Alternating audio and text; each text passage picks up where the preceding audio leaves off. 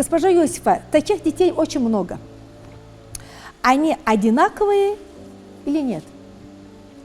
У них есть какие-то типы или нет? Вы знаете, вот это как раз очень хороший вопрос, который я давно уже жду. Ага, bu sualı değil, ben çoktan gözlüyordum. Потому что родители слышат диагноз аутизм, и им кажется, что все эти дети одинаковые, и с ними надо одинаково, и поскольку каждый родитель видит только одного своего ребенка, то ему кажется, что все дети такие.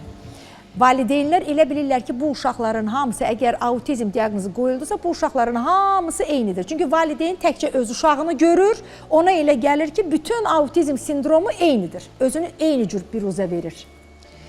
Вот. Но на самом деле то, какой конкретный данный ребенок при диагнозе аутизм, зависит от того, какое именно у него повреждение центральной нервной системы.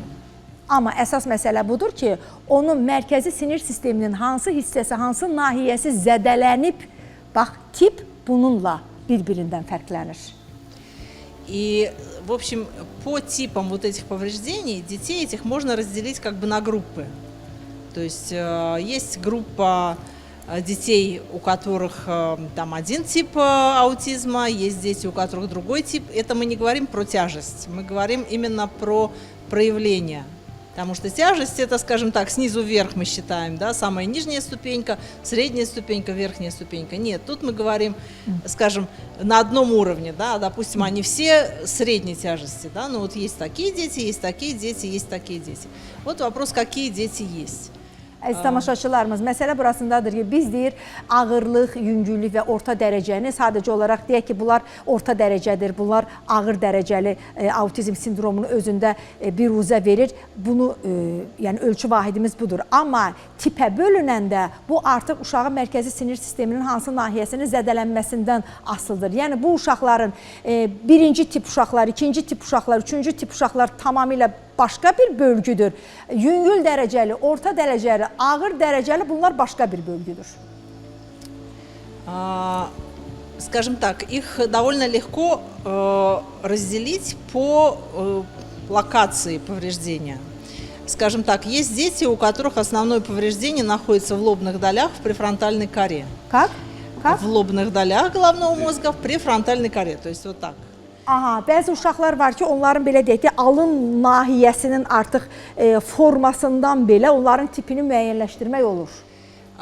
Этих детей легко опознать, потому что именно эти дети обычно не смотрят в глаза, у них отсутствует мимика.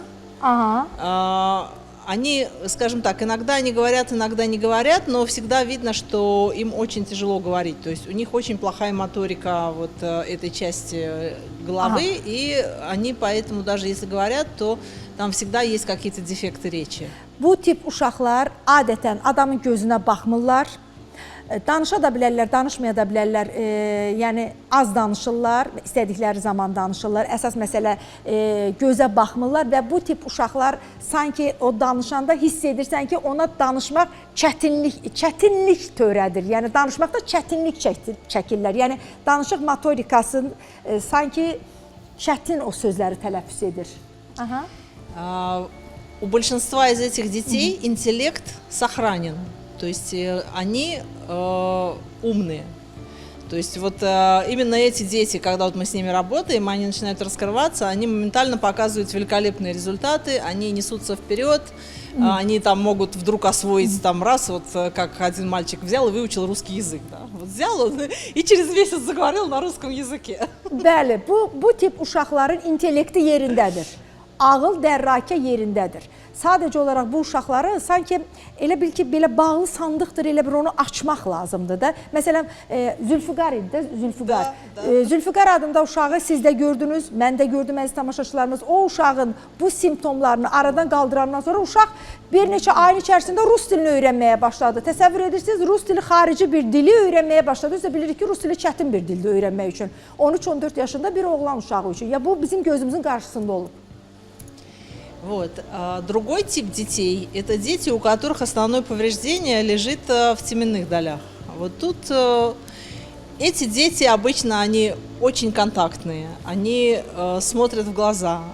Очень многие из них прекрасно говорят, ну как говорят, болтают. Но научить их при этом ничему нельзя, потому что все это уходит как в воду. То есть ребенок как болтал, так и болтал. Многие из них имеют всякие неприятные особенности, там, типа того, что вот он должен говорить и говорить, там у них есть еще, могут быть плохие привычки, в общем, короче, очень много таких. Digər tip isə, əziz tamaşaçılarımız, bu uşaqlar gözə də baxırlar adətən, yəni görmədə heç bir problemləri yoxdur. Amma bu uşaqların problemi nədədir? Sanki bu uşaqları nəyisə öyrədirsən, sən öyrədirsən, belə bizdə bir söz var, deyir, uşaq buradan alır, buradan da gedir. Bu uşaqları öyrətmək mümkün deyil. Yəni bu uşaqlar öz aləmlərindədirlər. Və ən əsası bu uşaqlar hansısa bir pis vərdişə ki, yiyələnirlər, bax, o pis vərdişi onlardan qoparmaq mümkün deyil. Deyək ki, biraz aqressivliyi, biraz şıltaqlığı, bax, bu məsələlər var. Вот. Естественно, бывают дети более тяжелые, у которых повреждения и там, и там. Və çətin vəziyyətdə olan uşaqlar da olur. Aha, продолжайте. И тогда у нас есть все проблемы. То есть ребенок и не разговаривает, и интеллект у него не работает. Это вот самые такие трудные дети. Ən çətin tipimiz isə uşaqlarda bax bu iki tipin birləşməsidir ki, uşaq həm gözə baxmır, həm danışmır, həm intellekti sıfır vəziyyətindədir. Bax bizim əsas məsələmiz, çətinliyimiz bunda törənir. И еще существует довольно большая группа детей, про которых нельзя сказать, что вот у них конкретно повреждено вот это или вот это. А у них есть как бы вот общая незрелость. К моему удивлению, таких детей вот сейчас тоже довольно много. И ребенок вроде как, у него все есть с одной стороны, с другой стороны он в 7 лет ведет себя как на 2-3 года. Və bugün gördüyümüz böyük əksəriyyət uşaqların içərisində heç bir tipə aid edə bilmədiyimiz uşaqlar var. Yəni uşaqda hər şey var, amma elə bilirsən ki, heç nə yoxdur. Yəni uşağı hansısa bir tipə yönləndirmək mümkün deyil ki, bu hansı tipə aiddir. Bax, bu tipdə uşaqlarımız daha çoxdur. Və bu uşaqlarla valideynlər çox böyük əziyyət çəkirlər. Çünki uşağı öyrədə bilmirlər, dərslərini öyrənə bilmir bu uşaq, fikri həmişə başqa yerdədir. Uşaq konsentrasiya ola bilmir də uşaq. Юсефа сейчас сказала одну очень важную вещь. Она упомянула незрелость, так называемую. Имеется в виду незрелость тела и незрелость тела, незрелость нервной системы, чисто на уровне органики.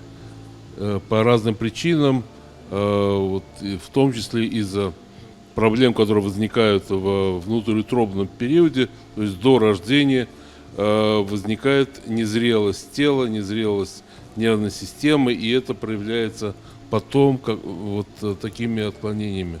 Əsas məsələlərdən biri budur. Yosifə xanım qeyd etdi, mən də yəni ardını söyləmək istəyirəm ki, doğuşdan əvvəl, yəni uşağın hələ ana bətnində olduğu dönəmlərdə uşağın mərkəzi sinir sisteminin o inkişafdan qalması, ümumiyyətlə beynin inkişafdan qalması daha sonra doğuşdan sonra da gətirib bu problemlərə çıxardır. Yəni bax bu vəziyyət olan halda artıq onun müalicəsi də belə deyim çətinlik törədir.